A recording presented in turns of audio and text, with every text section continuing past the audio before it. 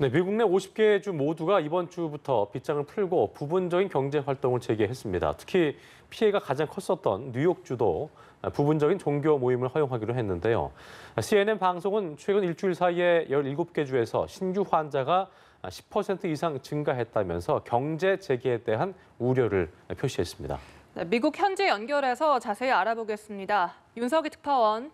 네, 워싱턴입니다. 미국 내 코로나19 사태가 완전히 잡히지 않은 모습인데 일단 50개 주 모두가 경제 활동에 착수했다고요? 그렇습니다. 이곳 현지 시간으로 20일 코네티컷주가 경제 활동을 재개하면서 미국 내 50개 주 모두가 부분적 또는 전면적인 경제 재가동에 들어갔습니다. 주별 상황은 모두 다르지만 코로나19 확산을 억제하기 위해 발령했던 사업체와 점포의 폐쇄, 주민들의 이동 제한과 같은 규제를 완화한 건데요. 피해가 가장 컸던 뉴욕주의 경우 부분적인 종교 모임도 허용하기로 했습니다. 앤드루 쿠오모 뉴욕 주지사의 언급 들어보시겠습니다. We're working with religious institutions. Right now they can have up to 10 people with strict social distancing guidelines at religious gatherings. 피해가 적었던 알래스카주는 술집과 영화관 등에서도 인원 제한 없이 영업 재개를 허용했고 사우스 다코타, 미주리, 와이오밍 주 등에서도 알래스카와 비슷한 수준의 경제 재개에 들어갈 예정입니다. 하지만 한편으로는 미국 내에서 경제 활동 재개에 대한 우려의 목소리 적지 않다고 하면서요. 그렇습니다. CNN 방송은 존스 홉킨스 대학 코로나19 정보센터의 자료를 분석한 결과 최근 일주일 새 17개 주에서 신규 환자가 10% 이상 증가했다고 보도했습니다. 신규 환자 발생이 10% 이상 감소한 주는 16곳에 그쳤고 나머지 주에서는 10% 미만의 증가 또는 감소세를 보였다고 분석했습니다. 특히 경제 재개에 앞장섰던 플로리다, 조지아주 등에서는 경제 재개를 위해 코로나19 관련 통계를 조작했다는 의혹까지 나왔습니다.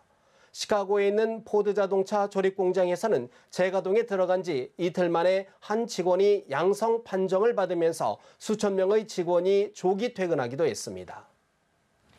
이런 가운데 코로나19 사태와 관련해 미국과 중국 간 감정의 골이 깊어지고 있는데 마이크 폼페이오 국무장관이 독재 정권이란 표현까지 쓰면서 중국을 공격했다고요? 그렇습니다. 오늘 국무부에서 열린 언론 브리핑 자리에서였는데요. 폼페이오 국무장관은 중국은 악랄한 독재 정권에 의해 지배를 받아왔다며 공격의 수위를 최고조로 끌어올렸습니다.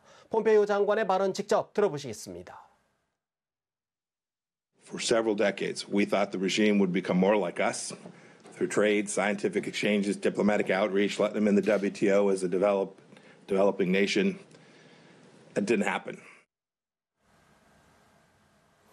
어제 끝난 세계보건기구 WHO 연차 총회에서 중국 시진핑 주석이 중국은 공개적이고 투명한 태도를 보였다고 밝힌 데 대해서도 그랬다면 좋았을 것이라고 응수하기도 했습니다.